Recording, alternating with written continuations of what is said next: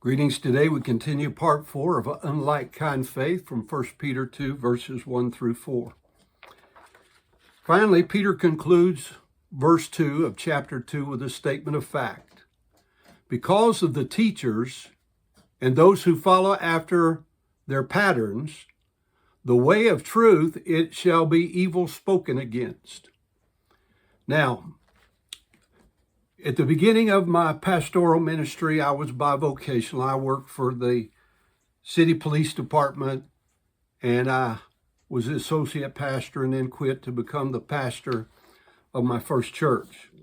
It was 1981, as I recall, and I was working the midnight shift from 11 to 7 on a Saturday night into a Sunday morning. When our two-man unit observed a man facing the highway, just 20 feet from the traffic lane, relieving himself under a street light in the parking lot of a local club. Long story short, about 3 a.m., we arrested him for indecent exposure, public intoxication, and possession of marijuana, which he had in plain view on the dash. While he was being booked into jail about 4 a.m., he asked how long he would have to remain in jail.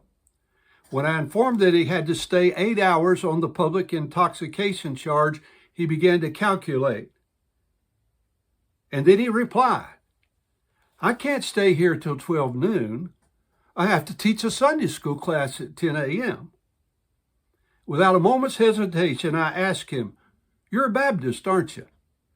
To which he replied, "How did you know?" This man had been deceived into believing that he could literally live like the devil on Saturday night and show up like a saint to teach a Sunday school class on a Sunday morning. These kind of people give the way of truth a bad name. It causes it to be evil spoken of, as Peter said. One of the greatest hindrances to getting people to accept that Jesus Christ can save them and change their life is the perversions, the lustful living lifestyles, which are accepted and practiced by, quote, professing Christians.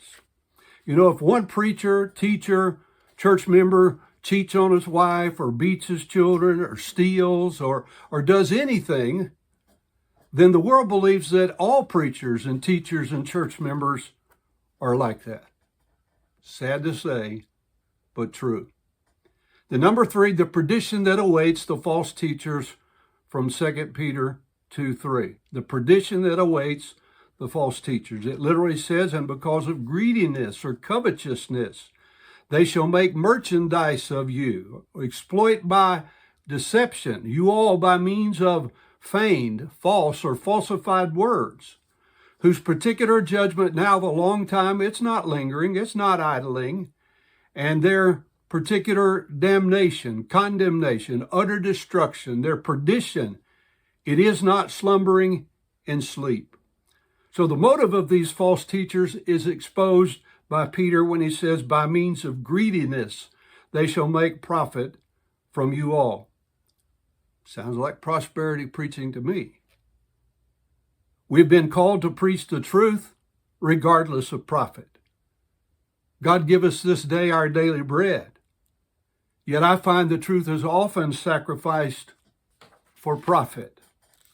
Then the method of the false teachers is set forth with the words, if you preach the truth, that's the means, with the words, the method. If you preach the truth and expect people to live up to God's standard for being a church member, you're going to have few church members. On the other hand, if you teach that men can do what they want from Monday through Saturday, as long as they show up Sunday to work and give, etc., then you'll have more church members. The Lord's church is not supposed to be viewed as a business which was make as much profit as possible, even at the expense of truth. Peter says there's a judgment coming for these false teachers, and he further states this judgment is not going to linger a long time in coming to them.